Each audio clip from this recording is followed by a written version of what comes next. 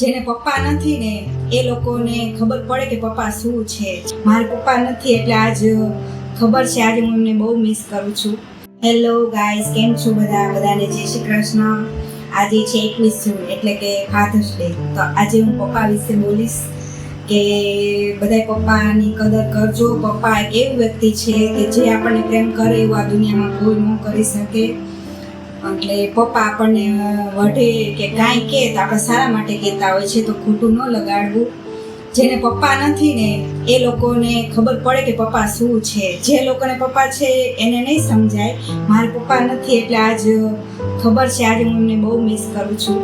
પપ્પાની જગ્યા તો આ દુનિયામાં કોઈ ન લઈ શકે. પપ્પા એટલે ઈશ્વરનું બીજું. હું મારા પપ્પાને ભગવાન જ માનું છું. મારા પપ્પા ખૂબ સારા વ્યક્તિ હતા. આજે હું એમને બહુ જ યાદ કરું છું. હું એમને એ ઉપર મારા માટે આકાશ છે. પપ્પા રહ્યા ને એટલે હું એમને અહીંથી વિશ કરું છું કે પપ્પા જ્યાં પણ હોય ત્યાં એમને હેપી ફાધર્સ ડે. હવે મારા પપ્પા નથી પણ મારા મમ્મી અને ભાઈ એ બે, મારા મમ્મી રહ્યા ને અત્યારે મા અને બા બેયની ફરજ નિભાવે છે. મારા પપ્પાની યાદ નથી આવવા દેતા. બે ભાઈ પણ મારો નાનો છે પણ મારા પપ્પા જેમ જ અમને રાખે છે. અમે 3 ભાઈ બહેન છીએ, 2 બહેન અને 1 ભાઈ.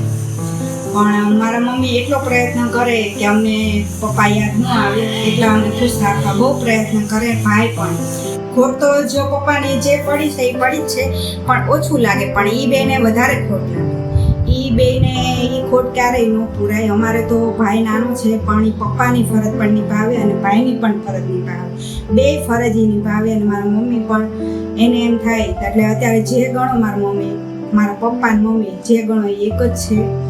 એટલે જે લોકોને પપ્પા છે એ લોકો એમની કદર કરજો, એમને સન્માન આપજો.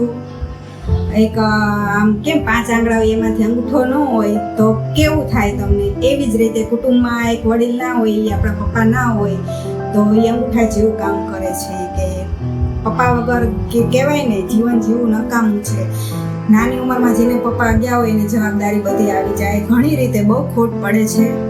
એટલે હું બધાને એ જ કહું છું કે જેને પપ્પા છે એમની સાથે તમે સારી રીતે રહેજો, એમની કદર કરજો. આ પપ્પાનું સ્થાન તો કોઈ ન લઈ શકે આ દુનિયામાં. પપ્પા જ છે, એની જગ્યા તો કોઈ ન લઈ શકે. કહેવાય ને બાપની તોલે કોઈ ન આવે, એમ મારા પપ્પાની જગ્યાએ તો કોઈ ન આવે. પપ્પા પછી એક જ પાત્ર એવું છે, એ છે ભાઈ. બસ પપ્પાની જગ્યાએ ભાઈ જ લઈ શકે, બાકી બીજું કોઈ ન લઈ શકે. એટલે હું મારા પપ્પાને હેપી ફાધર્સ ડે વિશ કરું છું અને મિસ યુ સો મચ પપ્પા. હું તમને આજ બહુ જ યાદ કરું છું. આજે મારા પપ્પા મારી સાથે નથી, હું બહુ યાદ કરું છું. પણ મારા પપ્પા નથી પણ એમના આશીર્વાદ તો અમારી સાથે જ છે. આજે અમારી પાસે બધું છે પણ કહેવાય ને પપ્પા નથી, એ ખોટ તો ક્યારેય નહીં પૂરાય. એટલે પપ્પા આજે હું તમને બહુ જ યાદ કરું છું. તો હેપી ફાધર્સ ડે પપ્પા.